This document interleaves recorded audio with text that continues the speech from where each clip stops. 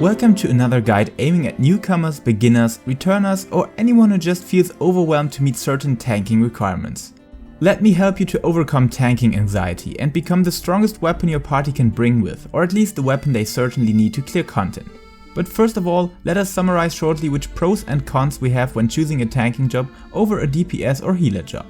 First of all, at least when comparing this to DPS jobs in general, the queuing times you will encounter in Duty Finder when hitting up Raid Finder will be significantly shorter than in our DPS department, simply from the fact that we're having 10 DPS jobs in game and 4 tanks only. Healers also make use of the same VIP status, making up 3 jobs of a sum of 17. Still, in Party Finder for example, which means creating a group manually without the assistance of an automated matchmaking system, tanks are quite in favor sometimes, because even when healers are less possible jobs in total, the mechanics for healers and DPS are mostly running on the same logical sphere, and the perspective on which you're facing an encounter is nearly identical. Tanks on the other hand have to take some sort of responsibility. They decide over the start into the fight and can easily cause it to end early on. As tank, you're always some sort of the main driver in your group, at least when taking the reins of the main tank.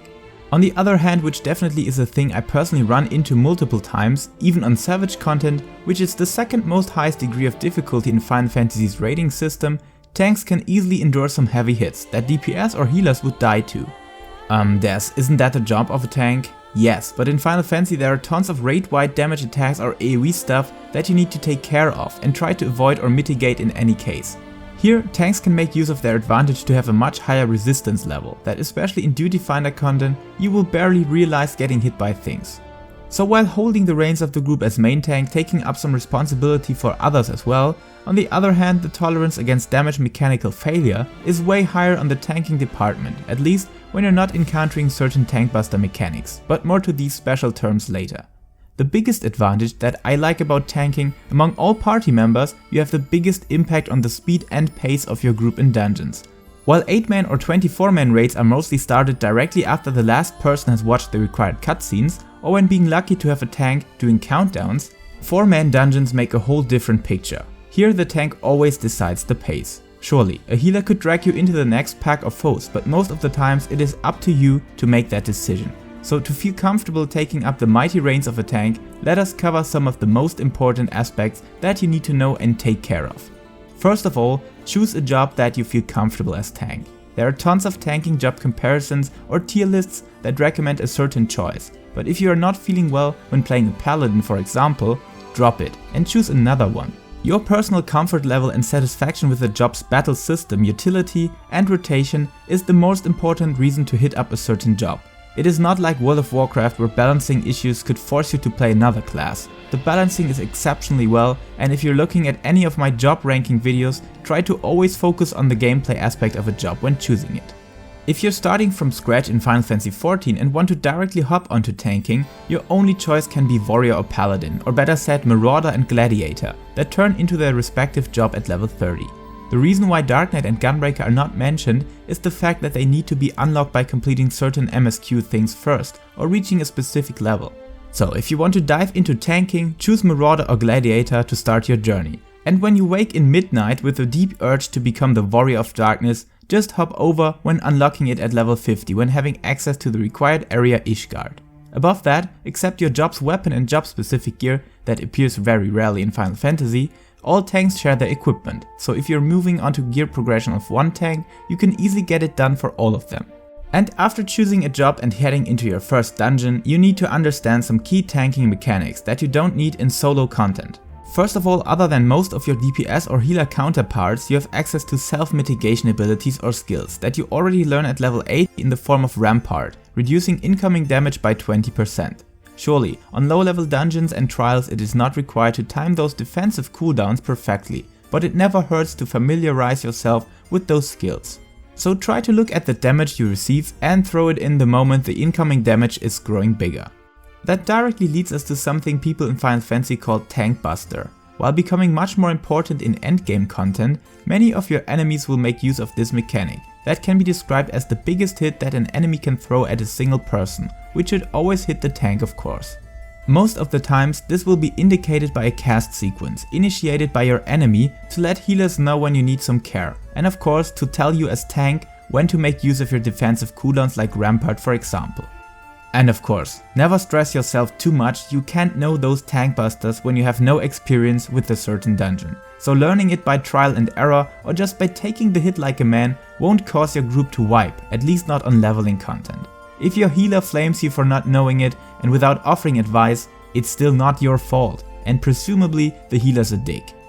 But there still is one single thing that brings each player's patience and sanity to its limits, which will directly lead us to the topic Enmity. Enmity means getting the attention of a boss or all the foes inside of a dungeon. If any of your DPS or healers will have mobs on them, the tank needs to adjust and turn his attention on pushing out attacks to the foe he's missing.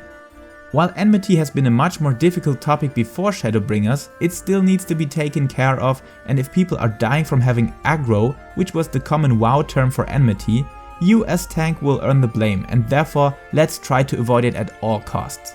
While this topic isn't that difficult when fighting a single target, in dungeons where you have multiple enemies, things can get much more intense, so try to stick to these general tips on enmity generation. That primarily means getting up your tank stance that all tanks have access to. Then, each attack will generate an insane amount of enmity that no DPS, no heal can compensate as long as you're hitting targets with your attacks. Therefore, if you're able to get your AoE attack into each enemy you want to pull, you're good to go. And examples that hit multiple targets would be the AoE rotation starters Demon Slice, Overpower, Unleash or Total Eclipse. But if packs are divided a bit more, you should always try to get at least one other attack into the missing target as well. You could also try to hit half of the pack with your AoE on the right side first, then head over to the left one and get it addressed as well. But in whatever manner you're dealing with it, try to address each possible target that is going to be inside the pack you're pulling with one of your attacks. Sometimes targets are even further away from each other, then you could make use of your ranged attacks as well, from which each tank has at least one. If Enmity is secured, you can make a stand, find a good spot where all your party members can hit all targets and still have some space to dodge AoEs that are very common among dungeon foes. The alternative is to make a so-called wall-to-wall pull. That means you're going to pull all enemies until you reach a border that dungeons always have, and that will be removed when you have cleared the whole sum of foes in front of that border. Most of the times you're having strict orders, one pack with 3 to 6 mobs, followed by another pack with that same dimension, and followed by the border. So you could clear each pack in consecution or pull them together to save time and make use of the full AoE potential of your group. And here, it ultimately depends on your group's power, so if the healer seems trustworthy, you can do it, at least when your DPS mates are pushing in some serious damage as well. Otherwise, even the best healer could be outmatched by a lengthy fight with no target dying early on. And of course, you as tank need to take care of each cooldown you have to help your healer with keeping you alive. So try to mitigate damage as best as possible by using your job specific defensive and especially your role commands, which are quite handy in dungeons. Even arm's length, that primarily is made for having protection against knockback or pull mechanics, can decrease the incoming damage when using it inside of a big pull. When it comes to raids or trials when other tanks are around, try to communicate by hitting up your tank stance or letting it away, or just use the chat for that, so that at least one of 3 possible tanks will take responsibility. And if that is secured, you don't need to do enmity ping pong, just turn off your tanking stance, but please, if you're recognizing that the main tank has found an early grave, make use of your provoke role command, hit up your tank presence and take care of the job for the time of his absence. Last but not least, we got another thing that was already featured in my 3 tanking misconceptions video, but we need to talk about that again, because it is more important than some people may think. Even when being tank and having the before mentioned goals to secure, you need to deal damage as well, which isn't that complicated. Most of your defensive kit will be used inside of your weapon skill recast timers. So by having a certain rotation for each tanking job as well, you can easily find ways to push out your full damaging potential while still being able to play it safe and take care of your defensives. The more damage you contribute, the less time healers need to take care of healing, and especially in dungeons you can definitely make a difference by cutting off your enemy numbers by yourself to help him. Therefore, I highly recommend to check out the Balance Discord or any of my job guides that explain all the common rotations for each tanking job to get you started. And a beginner's version is coming up next, covering all the level ranges from level 1 to 80 as well, so stay tuned for that. Okay, these were the basics of tanking, so let us cover the advanced section, namely your interaction with your group, especially the healers and melee DPS jobs. The first thing is line of sight, which simply means don't get too far away from your group, especially stay close to your healer. While the map design of Final Fantasy is totally different like it is for World of Warcraft, your prime goal is to stay inside of your healer's range so that he can get heals into your savaged body. While this actually isn't a big issue in Final Fantasy, you should still keep an eye on this, avoid being bursted down by big packs while your healer is still trying to catch up. The second thing is your own and the boss's positions, which is essential when teaming up with melee DPS jobs. Therefore, let us take a closer look from a monk's perspective, for example. Like you can see from this video, the monk's rotation is insanely dependent on hitting the correct positionals. We don't have those as tanks, but for melee jobs this means you mostly rotate being behind the target or sticking to its flank. And in the case of the monk, we are switching positions nearly after each weapon skill. And this means if you as tank will start playing spin the boss, monks and other melee jobs will definitely hate you, and with a good reason. On this savage encounter, for example, you can see how important it is to place it onto the perfect spot, so that all DPS can reach its hitbox and its positional mechanics hit in the way your group is split up. But that could easily be taken into consideration for each boss. Most of the times a small but precise movement can be much more efficient than trying to be generous with big steps to provide the most amount of space for your group to dodge AoEs.